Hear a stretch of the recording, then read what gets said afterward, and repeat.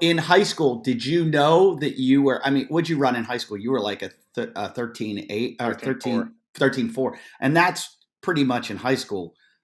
That's Pretty good. as good as you're going to get. So did you know that you had this potential and you were like, I'm going to keep this up? Or were you like football, football, football? I know I was going to be good at track. I was mostly a sprinter until my junior year in high school. So I did the 100, 200, 400, and I ran 10.4 and 20.7 in high school. That's Right. pretty So fast. that's pretty quick. That 200 time is fast.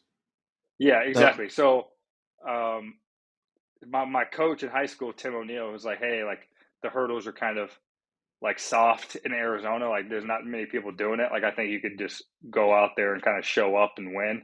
And that's kind of what I did. I trained for a year. My junior year, my first race of the year, I broke the Arizona State record in the 110s, and I ran like 13.62 or something like that. So,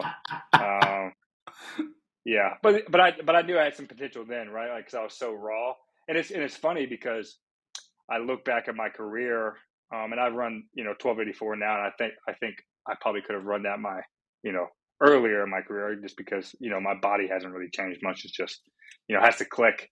But I ran 13.1 as a 19-year-old, like 3 years from 3 years from starting to hurdle. Right, I started hurdling when I was 16. And so like 3 years. So I would argue to say that's the quickest that anybody's ever run, learning to hurdle to, So 13. it wasn't a big deal to you at all moving up to the, to the 3 inches from high school to college. It's a little bit of a learning curve, but I think the biggest thing is you have to understand just like what the goal is in hurdles. And the goal is to be on the ground and run as fast as you can in between. And the air part is part of it. You jump, gravity kind of takes you off. So, with the hurdle going higher, you just have to take off like a little bit further, from the hurdle because you want that parabola to be the same, right? Coming down on it. So just took a little bit with the timing because obviously when you take off further away, that means you got to be quicker with your feet because you can't be as close. And so I had to figure that out. And then once I figured that out, it was I don't have an issue now. Obviously. So I'm going to try to relate it to my experience. I was not super fast, but I think I had really good hurdle technique. And but when I got to college, I was running a pit and we were a pretty good program. And in my head, I said, well, I'm not fast enough to run with these guys. But I've seen since, because now you can see all the stuff on the internet, I've seen guys with really, really good technique get really far. And I was like I've seen guys that ran slower hundreds than me that run much faster than me in the 110s. I'm like, oh, they must have much, much better technique. And I was surprised because I thought that's all I was technique. Then I look at someone like you, you're running pretty much as fast as you can run, and you have the technique that is as good as it gets. You've got to have both of those. And if you had to say which you're better at, the speed or the technique, which one would you say it is? Definitely speed. I think that's my advantage over the rest of the field. I mean, I think if you just look at it just based on objective track and field, the fastest guys in the world right now in the hurdles are the fastest guys. Me, Omar McLeod is a 9.9 100-meter runner. He ran 9.9 in 2016. Grant Holloway ran 6.50 and 10.20 in the 100. Trey Cunningham ran 6.60 in the 60. Right, like we're all like I ran 10.1 this year already in early April in the 100. Like we're all legitimate world class sprinters, right? And so I think that's a good place to start.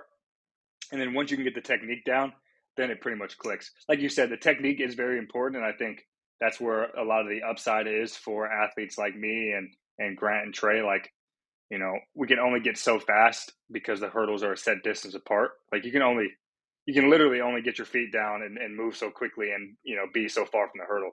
Now the goal is to like, all right, let's get 100th of a second quicker over each hurdle, right? So that's a 10th, right? Like if I did my race again, right, and I was just, joking, and I my start was okay. It's still not like quite where I want it because I went from 8 steps to 7 steps this year.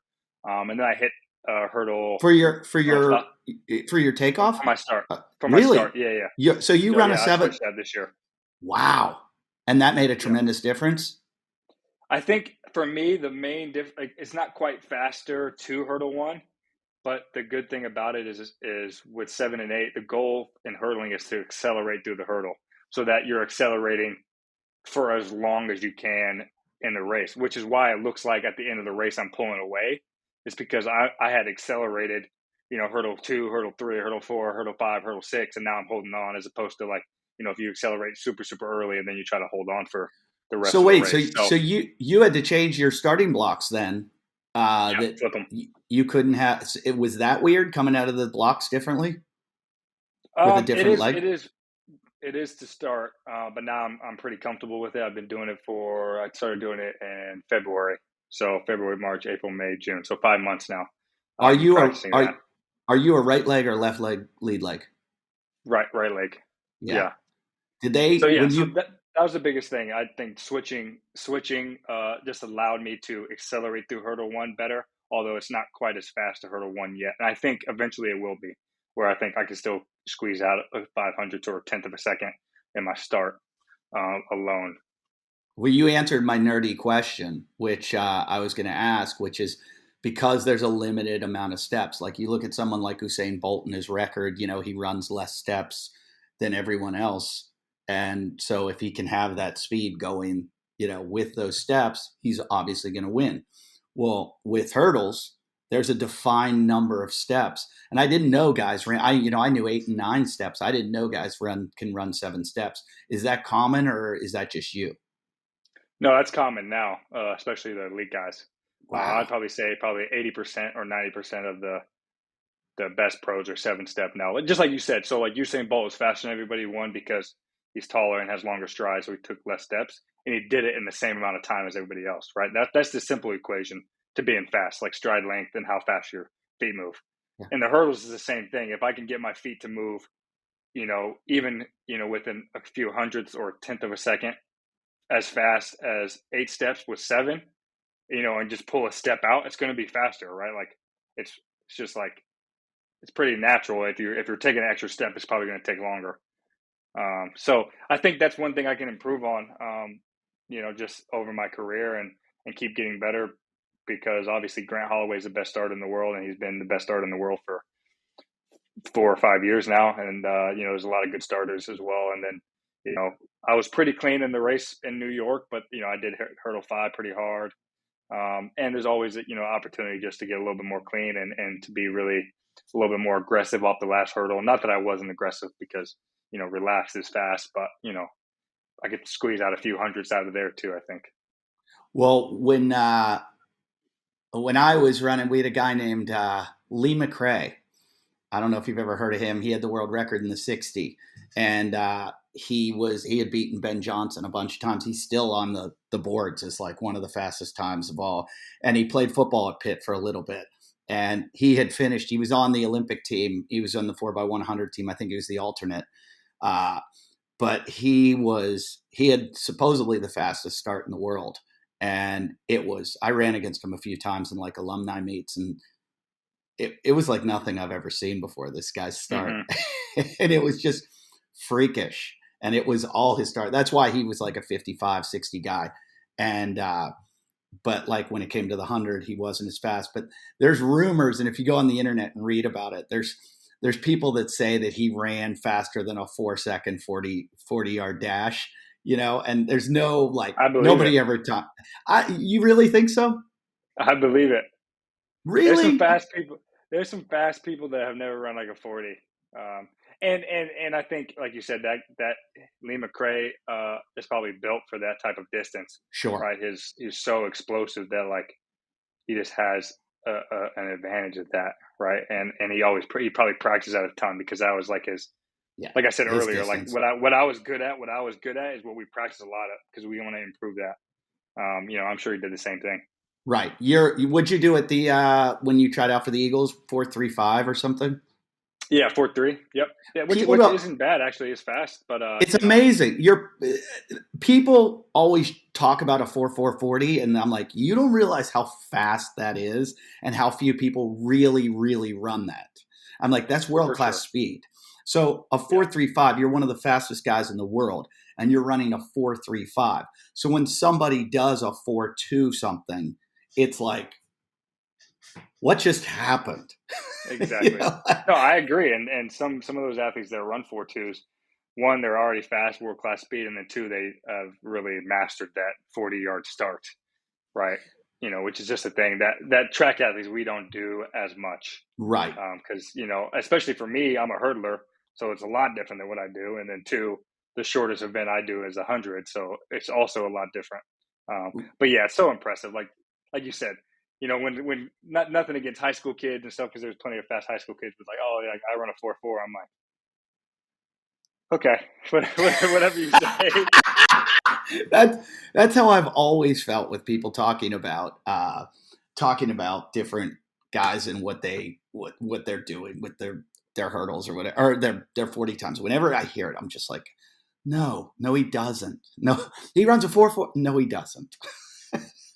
And I'm like, you just hear it constantly. Oh, this guy benches, blah, blah, blah. And he does I'm like, first of all, he's probably not touching his chest with the bench and extending at the top. And second of all, he's probably not really running a 4.4. Well, and it's pretty relative. Like, there's no one that runs 4.4 or faster that doesn't run faster than like 10.7 or faster. Like, if you had a kid that says they run 4.4 and their 100 is like 11 flat, like, okay, you're lying. Which 11 flat is great. 11 flat, if you're an 11 flat sprinter in high school, that's great. But you just don't run a 4.4. No offense.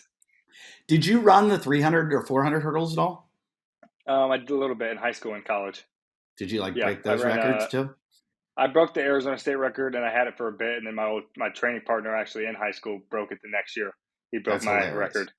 But yeah, I didn't really train. I didn't necessarily take to it, especially in high school. The 300 hurdles and the 200 is about 20 minutes apart. Oh, so so trying to do both of those was difficult. So I kind of just all right, I'm gonna do the 200. And then in college, with playing football and during track season, we had spring ball and stuff. The amount of volume I could do was difficult, right? Mm-hmm. Hurdling 110 hurdles is one thing because it's technical, and then being explosive. Playing football is being an explosive athlete. That's just what it is. But now when you add all that volume to getting better for the 400, you start just pushing the limit of staying healthy and working out. So my coach, as I started getting a little bit older, my sophomore, junior year, he was like, all right, let's just have you focus on the 200 and the 100 and the hurdles, and kind of keep you away from all that volume, just because it doesn't make a lot of sense. It also, being a right leg, lead leg, when I got to school, I left lead legged. Oh, you did? In the force. Yeah, I do left. I actually learned hurdles with my left leg. You're ambidextrous. I am. Yep. See, when I got to college, they wanted. My goal was to break the world record with the right foot, and then the next season switch my leg and see how fast I can run with my left foot.